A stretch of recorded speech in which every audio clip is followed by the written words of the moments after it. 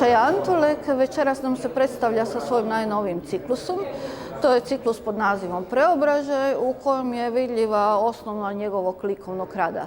Naime, to je spoj jedne slikarske podloge, laganog crteža i kiparstva. Iako to kiparstvo na prvu nije vidljivo, međutim, kiparska je upravo ta jedna podloga, jedan njegov pristup, gdje on drvenu podlogu prije samog slikanja priprema paljenjem boje i stvarajući tako jednu laganu teksturu na koju on kasnije kreće sa bojom.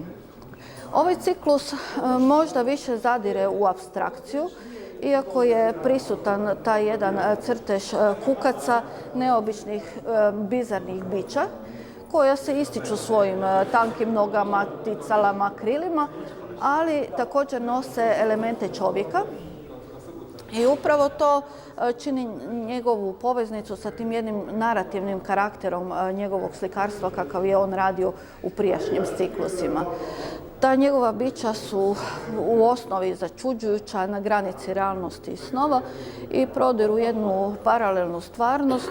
U biti moguće je objasniti da prikazuju čovjeka na način da on sve više nestaje u toj svojoj njegovoj ljudskosti i poprima obilježje nekih bića koja nisu više u skladu sa prirodom. Paleta kod Saše je uvijek blizu tih toplih zemljanih tonova, s time da također ima poneke naglaske gdje prodire na platno sa svojom jakom žutom, plavom, zelenom i na taj način objašnjava ta bića koja su na slici.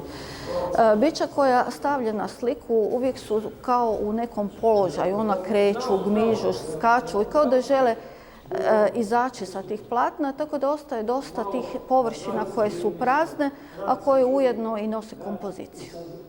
Predstavljam se sa izložbom Preobražaj.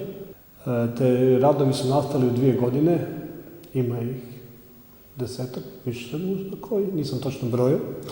Ništa to radi se o radovima koji predstavljaju neke moje oblike između recimo kukaca ili ljudi ili uglavnom ne moraju biti, ali se nekako oblik im daje više nalik tome da su neki kukci, pa sam jednostavno po tome i nazvao izložbu gdje se vidi na tome mojim radovima kako se prelazi iz nekog možda oblika u neki drugi oblik, ali mi je bitan taj lik, bitno mi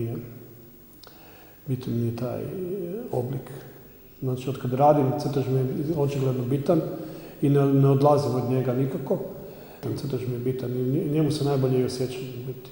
Ovdje ima novih radova, tu ih ima novih radova, ali jedan dio radova sam već predstavio na Krku i u Istri.